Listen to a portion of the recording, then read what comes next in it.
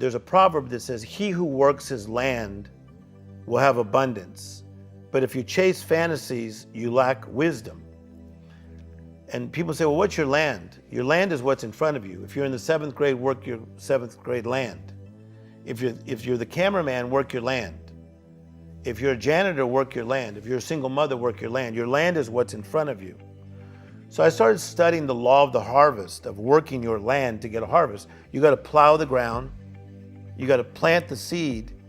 You got to water the seed, and then you reap a harvest. And I think that mostly in the age of social media, people see guys like you and Gary Vee and others, and they think that they can go from bam to bam. It's not going to happen.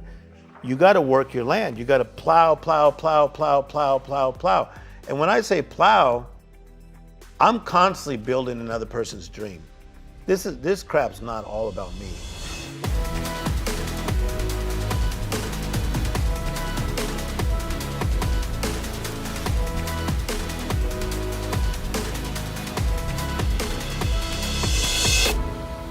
Hey everybody, welcome to Impact Theory. Today's guest is an acclaimed author and life coach who has worked with some of the biggest names in the world. Known as the comeback coach, he has helped to rehab some of the most famously troubled careers. From Robert Downey Jr., Charlie Sheen, Kanye West, and Stevie Wonder to Quincy Jones, Deion Sanders, and business icon Lee Iacocca, he's the one they all turn to. He's written 9 books and spoken in 75 different countries to upwards of 85,000 people at one time. He was a featured guest on Oprah's Super Soul Sunday, and he's featured weekly on Steve Harvey TV's Facebook Live. Inspired by Mother Teresa, he's also an ordained minister who has partnered with organizations across the globe to spread hope and empowerment, working side by side with humanitarian organizations such as the Kids Haven Orphanage in Johannesburg, South Africa, and the Fred Jordan Mission here in Los Angeles' Skid Row, as well as the tireless work he does around addiction recovery. It's difficult to quantify the number of lives that he's touched, but it is definitely measured in the millions. So please, help me in welcoming the man who Quincy Jones called a voice of inspiration and hope, the Amazon top-selling author of Comeback and Beyond, Tim Storey. What's up, brother? How you doing, man? Good to see you. Good to see you as well. Super excited to have the comeback coach on the show. The people that you've worked with are really, really extraordinary. And what I want to know is, how do you help them get unstuck and literally like reimagine their entire lives so that they can move forward again? You know, I think every one of us, we go through challenges. The more I study people, when we're young, a lot of us had momentum. I remember as a kid chasing down the ice cream truck and flying kites, and then life interruptions hit. A life interruption could be somebody's parents divorcing, it could be somebody getting molested, it could be addiction at an early age. And I just always had a heart for the underdog. So it started with just helping people in my city that were hurting. And then it went to the NFL, the NBA, and then into entertainers. So with entertainers, what I see is that they have the same problems, but it's amplified because we all know about it. Right. And what are some of those core problems that hang people up? Is it their internal narrative? Is it the way that they look at the problem that they're facing? Your own story is pretty interesting. So your father dies in a car accident when you're 10. Yeah. And you and your siblings reacted to that event pretty differently. Yes. Is there anything illustrative in the different reactions there that will help us see what to do or avoid? No doubt about it. I was reading one time about Mike Tyson, the boxer, that he never lost a fight by being, a decision at the end of the fight. He only lost if he was knocked down but didn't know how to get up. And part of that is because he was trained to win and didn't know how to get back up. And so I find that a lot of people that I work with, they don't know how to get back up from a setback.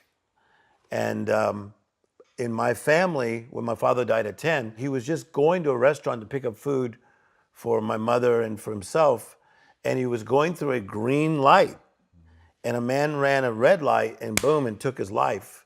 So that quick, man, our whole lives changed. My mother, whose first language is Spanish, she still speaks very broken English. She now had to raise 5 children working at Winchell's Donut Shop for a shift and a half. So we went from like this happy family with a lot of energy to hearing my mother cry for the first time. So I handled it different than the rest of my siblings. And what do you think was the key difference? I paid attention to the people that were around me. I think when somebody has a setback, that number one, you have to become awake again, because a setback can just really put you in a daze. A breakup can do that. Someone who loses their job, someone who gets fired. That's what I work with on a daily basis. But you know what takes place so many times is that people they stay in that daze and they're not awake. So you have to become awake, and number two, you have to become aware. So you're awake, but now be aware, like what's going on around me. So awake, aware, then you got to take inventory, because our lives were now different than before the accident. The inventory is my father's gone. The inventory, he's not leading us anymore. The inventory, he's not being funny in the house anymore. So that's intense stuff. So the awake, aware, and the inventory, a lot of people don't do it, and then they stay stuck.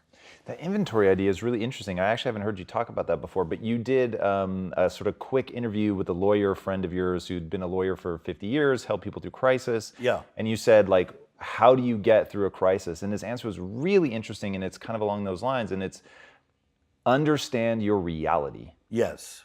Why is that so important? Because what takes place in the world of fantasy, like if you ask any little kid, what do you want to be when you get older? They say things like a basketball player, or, you know, I want to travel the world and I want to do something big. I want to be LeBron James. A little girl real young could say, I'm going to be a princess. So all of a sudden, when you have a life interruption that's major, let's say again, your parents getting divorced. Divorce means divided force. So you had force, and now you have divided force.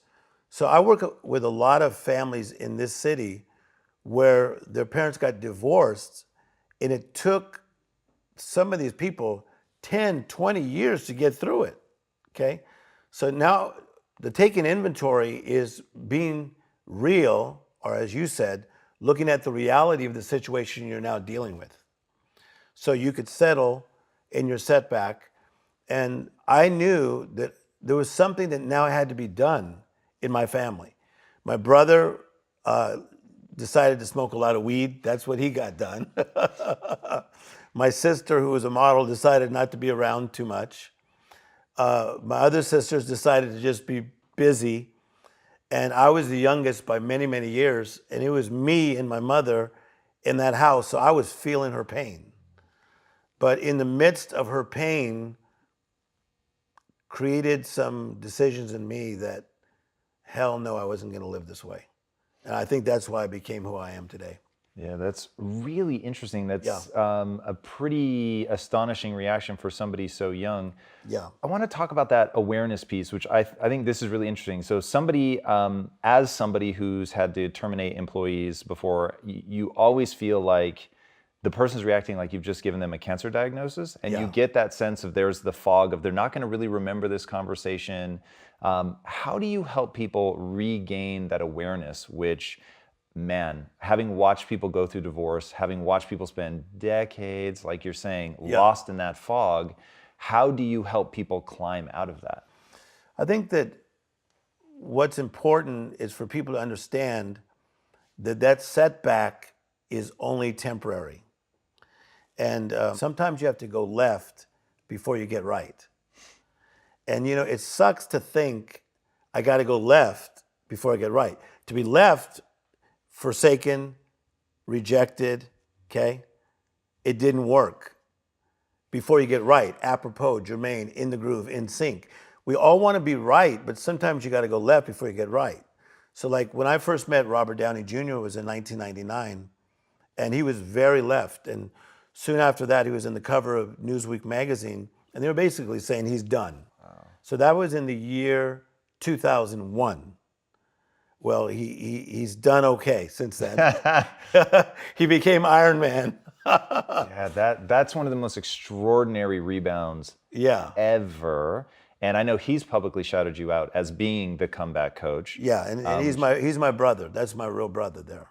That's really incredible. So somebody that's going through that, I've got to imagine self-narrative is a big part of this. For him to be having gone through what he went through, to have the industry say, you're done, like there's no coming back from this. And I remember I'm as guilty as anybody. From the sidelines, I was like, there's no way. And when he started getting roles again, I remember Kiss Kiss Bang Bang, I thought, ooh, they really took a shot on him, and he was amazing in it. Yeah, you remember. And then when he got Iron Man, I was like, what? Yeah. Like, this is such a crazy turnaround. Yeah. And he seemed so at ease. And so I actually had the good fortune, I was on the set super briefly of Kiss Kiss Bang Bang. Yes. And so I saw him super close, and I was like, wow, like he's really got an effortlessness about him. And I thought, there's no way that happened by accident. This is the result of a lot of work. A lot of work, and a lot of what we all have had to do that have had setbacks, and that is to reprogram ourselves. Because what happens is that when you have that kind of setback, what most people think is that they have to become a discount version of themselves. Okay? And so now you're going to end up at one of those stores that's marked irregular, right? I won't mention different stars, but stars that you know, stars that I know, the people that I work with. So many people have written discount version of yourself, okay? But you have to, again, think to yourself, okay, I am left, but I can now turn this left into something positive. So what I teach is you could turn your left into a library of learning and a sanctuary of going deeper. And so even as a 10-year-old, like no joke, I got the memo, man. And I felt that someday I'd have to rise up and help my family. So I told my mother when I was 12, I said, I got this. And I did. And so I became very successful in my early 20s. And my mother's never had to worry about money since, because it's just the way I looked at life. So I pushed a reset button and got very serious about it. So, you know, in my left, I got right through the library and the sanctuary. So when you're in the left and it's sort of the, you know, that moment where everything seems so hopeless, how do you get people to begin seeing the path out? Is it just knowing that, you know, sort of the Buddhist mantra, this too shall pass? Is it really helping them work on skill acquisition? Like, what is it that you help people do to get them out? Because I know there are people watching this right now. They're so far left, they can't even see right anymore. Yeah. And so helping them get back on that path really has to be like some serious breadcrumbs. Yes. What are those breadcrumbs? Okay, so when you're in that setback, in that pain, there are times you feel like you will never get out, and that you will be a discount version of yourself, and that what used to be your life is not going to be your life. And that is not the truth. But you may have a reassignment, okay? So the key is not to try to become the person you used to be. And you may have heard this saying that I say, because Oprah Winfrey loves this saying, that a comeback is not a go back. So the guys I work with, male and female, don't try to go back. That'll frustrate you even more. So now we got to pay attention to what we have now, and what is my new assignment? And you don't have to limp your whole life in that new assignment, because it's a new assignment.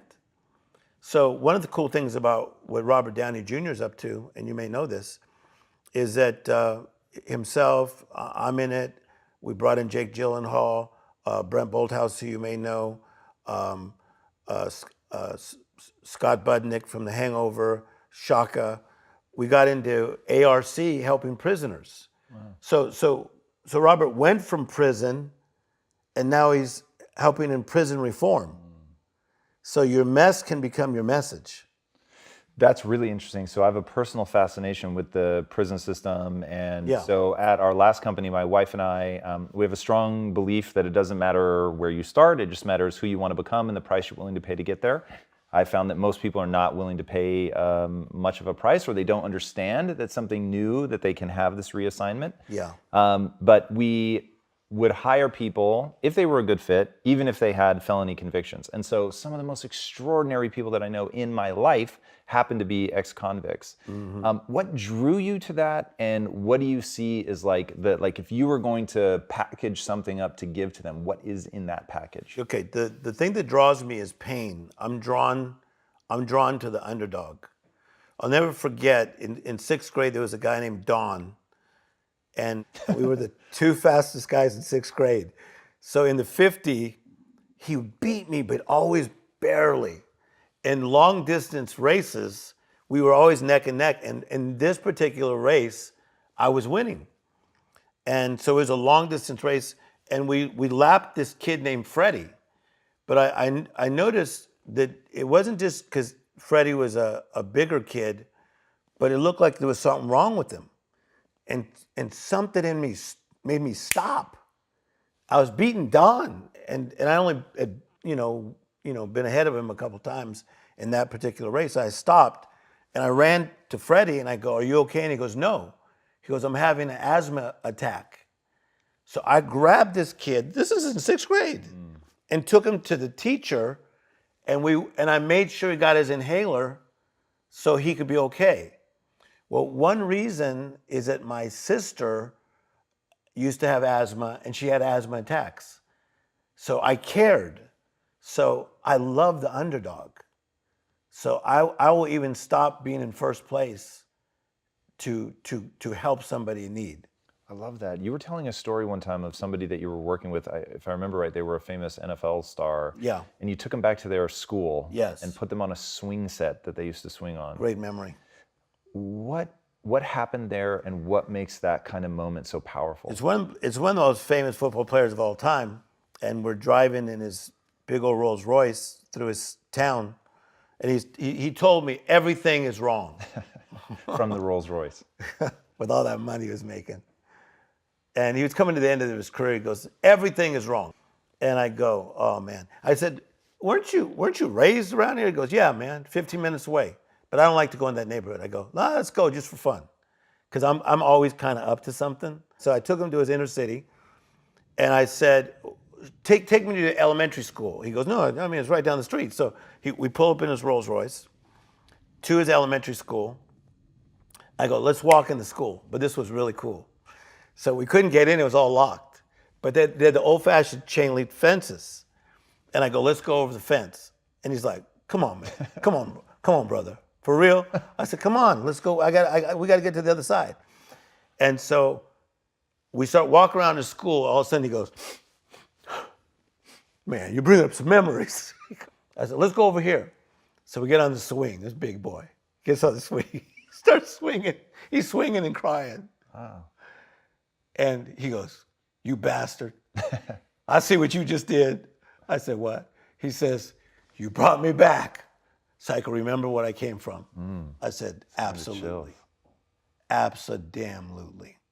I have chills on my face right now. Yeah. See, because, hey, my dad died. My sister died 2 years later. Being Tim's story has given me a lot, but it's also kicked the shit out of me. There's a price. There's a price to do what we do. So for me, I got to go back to that place of innocence, and I got to hear that voice again.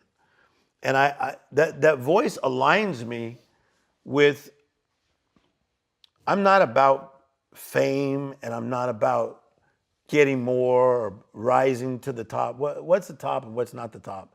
I'm about being a servant. That's how I started, and that's how I need to end. And that's where the place of innocence takes me back to. Talk to me about Mother Teresa and this whole idea of being a servant. It's pretty interesting. When I saw that, I was like, wow, that's, for knowing where you go and knowing what you do, there's actually a through line there that I see that's really intriguing. Yeah. But it's still a little bit surprising when you imagine that picture of Mother Teresa. Yes.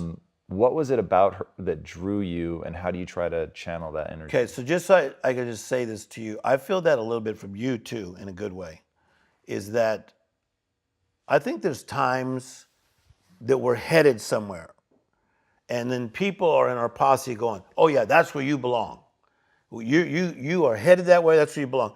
So Mother Teresa was a school teacher, And so she was headed towards being a school teacher and moving up as a teacher. But then she saw something. See, our lives are changed two primary ways: education and observation. That's interesting. One of the things you'll find about me, I watch every damn move everybody's making. I'm always watching.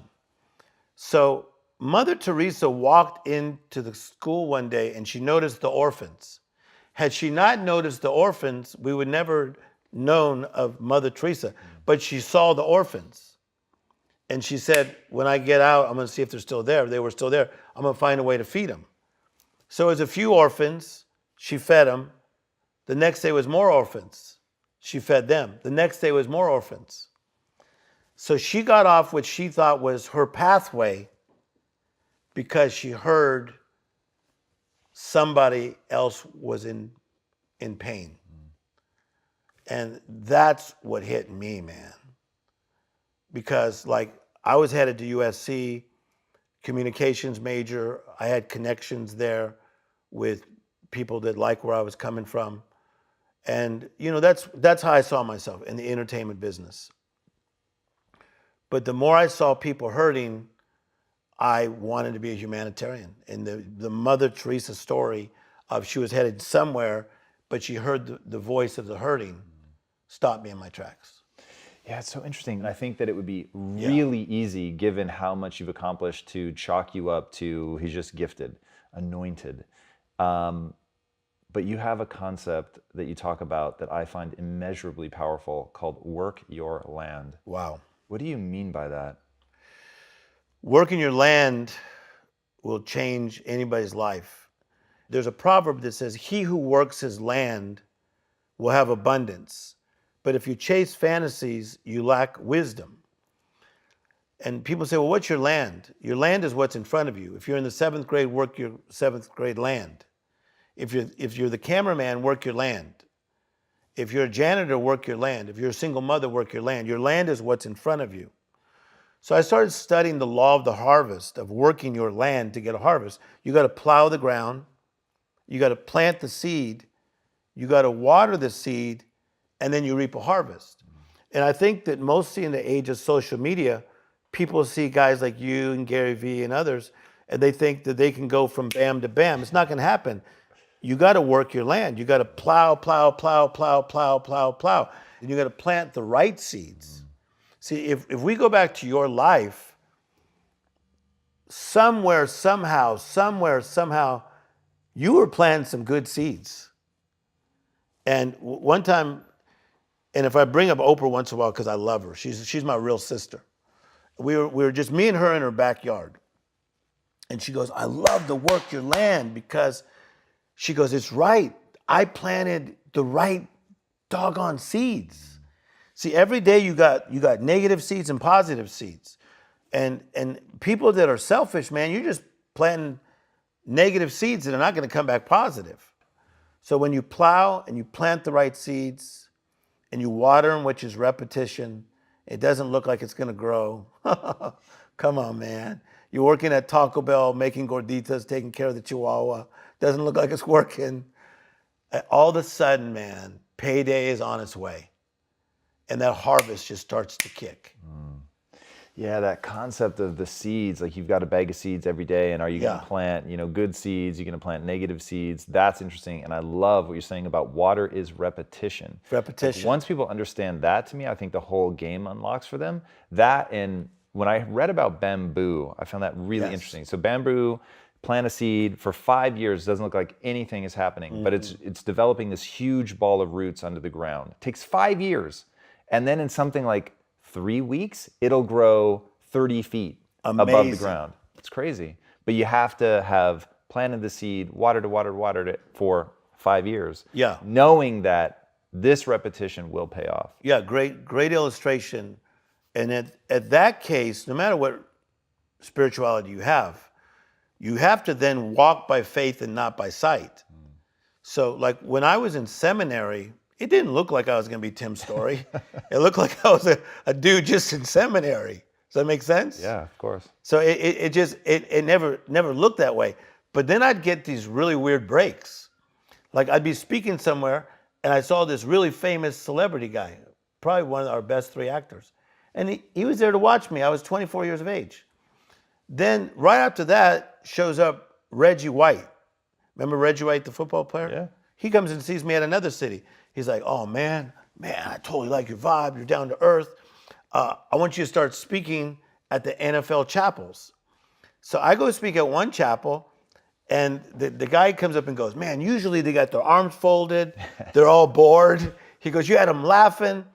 And then everybody was in line, and I thought this is what they did. They kept saying, can I get your number? Can I get your number? Can I get your number? But it was like stars of the NFL. So Reggie White put me from one team to the next team to the next team. Next thing I knew, I was doing 7 of the top teams in the NFL, and I was life coaching people at 24 before I even knew what life coaching was. So that was like a break. That's really interesting. What are some of the key insights into just human nature that you had at that early age that really allowed you to help unlock people? So what I would say to you is what I had is life experience that I had not yet written down, but I had remembered. That's really cool. So it's not like I had a manual, but I had remembered the pain of what I had gone through, the pain of the loneliness and the wondering. And so what I would do is I would teach on subjects that I went through: rejection, okay, fear, shame, guilt. And you would have thought I was like a executive producer for the Ellen show, coming up with great topics. But I was just thinking about what I went through, and then I'm going to create a message on that. And it was pushing buttons, because they were standing up and wanting my number. Right. Yeah. Yeah, talk to me about some of those things. So you've said never waste your failures, which I Yes. think is incredibly powerful. Yeah. How do you help people make use of their failures? What does that look like? So most people make big mistakes on a regular day. It's just a regular day. And now we got choices. A choice is a selection. I got a choice. And usually when they mess it up, they made a couple bad choices, and the choice created a challenge, okay? So rather than just talking about their failure, the failure they already feel, the failure they already heard about, mostly if they're big and they're watching TV, it's all over the place. When I meet with guys sometimes for the first time, I'll never say a word about the failure, and it'll trip them out. They go, Tim, when are we going to talk about the thing? And I go, you know about the thing. We're talking about other things right now, but it works. So the key then is to find out what state of mind and what state was our soul in when we made that choice. Because I'm trying to tell you, when a person's at peace, they're not usually making really silly choices. It's usually coming from a place that's not so peaceful.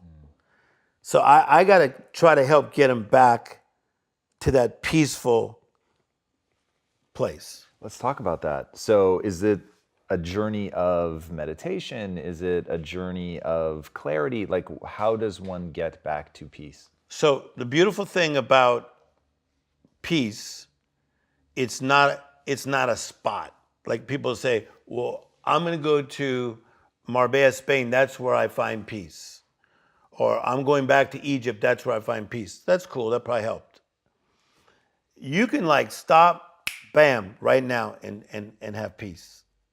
You can go into that place of meditation. How though? Okay. Part of that is, I call it stop, look, and listen. You gotta stop the noise, okay? You gotta look inside yourself, and then you have to listen. So let's just stop now, just go into a place of meditation, and don't think about where you've been, where you were, what everybody's saying about you, but let's just go into a place of being grateful. And you love that word too. You got to go back to that place of being grateful. It's this idea of you may not be what you want to be, but thank God you're not what you used to be. And what I find is from that place of peace, okay, you can find a better place to help solve that dilemma that you're in. Because chaos will create more chaos if you're not careful. Yeah, that is for sure. So let's go back to meditation. Let's define that. So I think Yes. it's really powerful, and I get why you have people start with gratitude. Yeah. That's such I'll say, weapon to help people really get calm, to change their neurochemistry, to focus on something that's going to be helpful. Yes. Do you define meditation as simply thinking about things you're grateful for, or is there something else there? I think there's different things that people meditate on. To meditate is to mutter or to have your mind set, to set your mind to mindset. So some people do spiritual meditation, some people think about nature, but whatever you meditate on, mindset, okay, is the whole being grateful. That does take you into a beautiful state, because then you start to remember that you're still living, you're still breathing, you're still alive. And then the second place I think that we should go is you need to begin to go beyond your situation. You need to think big in small places. That's interesting. So let's say you just found out your son has a really bad illness, and somebody's working through that. It'd be so easy to go singular. See, when somebody's sick, they usually go singular. I'm hurt, I'm in pain, you don't know what I've been through. You go singular. When you begin to think beyond, you go plural. So you go from being grateful to now thinking big in small places, and starting to be thankful and grateful that your son has doctors and there is a chance that he could be better, and start to see him better. And that's a technique I use on a daily basis on my clients. I read on one of your Instagram posts something that I thought was really great. And you said, I keep my mindset on possibilities. And Yes. I thought that was really interesting. Is that a tool that you've always used? Was that something that you learned through a hard time in your life? And how do you do that? Okay. It's an amazing thing about the mindset, as you know, because I'm studying you too, is that it's so easy to be driving in LA and just think about traffic. When I'm in traffic, I think that I'm going to turn that situation into something really good. And I do, I promise. I listen to books on tape, okay? I have funny conversations with guys. Like, I'll call a guy and they'll go like, are you okay? And they're like, you never just check in. Because I usually don't have that kind of time. But now I'm in traffic like for an hour and a half. So I'm just like joking with my buddies, seeing what they're up to. So that's a choice. That is a mind set, right? So I believe in having what I call a miracle mindset. A miracle is a supernatural event. It's extraordinary. It's beyond, okay? And I honestly believe this, that the more my mindset goes into a miracle mindset, you see this in the life of Ellen, you see it, let's talk shows for a minute. Ellen, Steve Harvey, Oprah, every one of them saw themselves there before they got there. So that mindset of the miracle mindset took them into where, first of all, they believed, then they expected. So when you begin to get a miracle mindset and you start meditating on what can happen, man, it's wild. What I saw, all is happening. Let's talk about that. So putting that together with what you said earlier about watering it and repetition, Yes. you made a very similar body movement, which makes me think that they're related for you, which Yes. they certainly are for me. Yes. Do you think of the meditating on what could be as a form of like visualization, where you're meditating on what you want to come true? Is it something like that, or is it different? I think that it goes into phases. The first place of meditation could be just a place of calming, of coming into a place of quiet, okay? Because our lives are so busy and there's so much disruption. So I think the first phase of meditation is I come into a place of quiet. And the second phase is I want to then start hearing myself. Your dream has a voice. And I start hearing my dream. Like, Tim, you're going to make movies. I knew that before. Then it was Quincy Jones later that said, Tim, you were made for this. This is what you're going to do, and I'm going to help you, which he did. But I go from a place of quiet, then a place of hearing, then a place of seeing. The visualization takes me out. So it's so important, again, not just to be inward. No matter what you're going through, get quiet, let the dream speak, but then you got to think outward. Yeah. Even Oprah, she said that when she was struggling as a teenager, she used to constantly just see herself at that place. Did you see yourself doing better things when you were little? I did, and I used to fantasize about it. And that was, when I was little, it was always thinking about my future and what I could become that would make me almost giddy with possibilities, which is actually what first attracted me to doing impact theory. So I big brothered for a kid in the inner cities, South Central LA. And so I'm coming off of when I was his age, I would get giddy thinking about my future, and he did not. He didn't even think about his future. So for him, it was like just surviving. And I'd never encountered that. It was one of those where I kind of always thought everybody thought about the future the way that I did.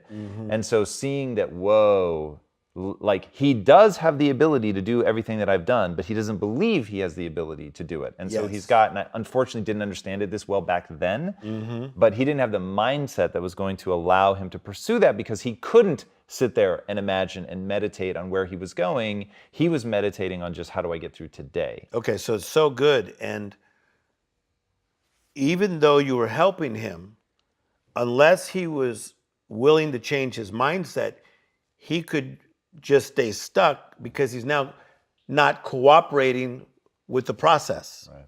See, and that's the key, is that me and you can leave here today and go down to places where people need help.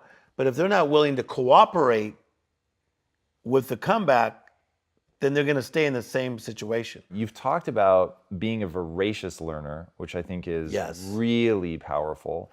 How do you go into something? So like when you decided I'm going to get into film and TV production, but I don't know anything about it. I don't know the right people necessarily. How did you begin to put those together? And do you have a formal process around learning, or is it sort of ad hoc? That's one of my favorite questions anyone's ever asked me. I am so curious, man. If I don't know a word, I look it up.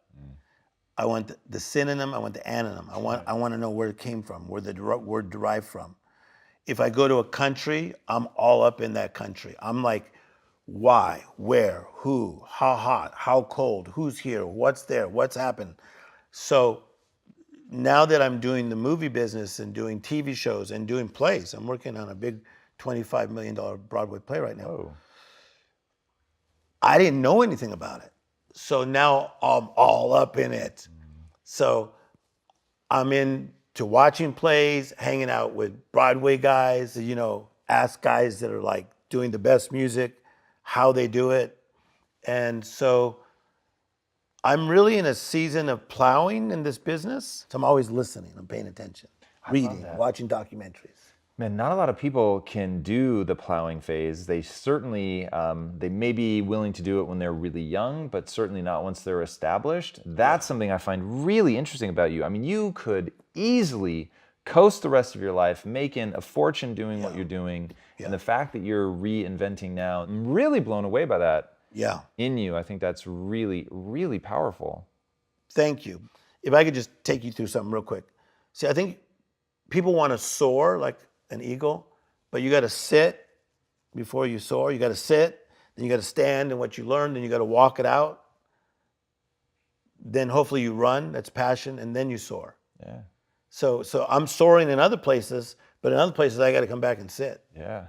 And most people can't do that. I think that's really awesome. And that whole work your land. Just keep coming back to that. Every day I'm working my land, every damn day. I mean, I don't want to be in the gym 6 days a week, but I'm over 50, so I have to be. And I don't want to always call the people I got to call, do funerals for people that, I wish I didn't have to do that funeral because, whatever. It's depressing, some of these places I got to go.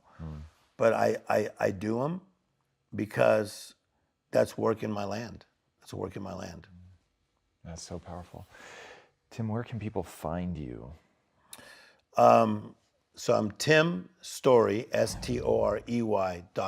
So timstory.com. So we do a lot of cool things, and you can find us all through that. And then, we're on Instagram, Facebook. Instagram is Tim Story Official. But they can find all things Tim Story at timstory.com. All right. And now I have to know, what is the impact that you want to have on the world?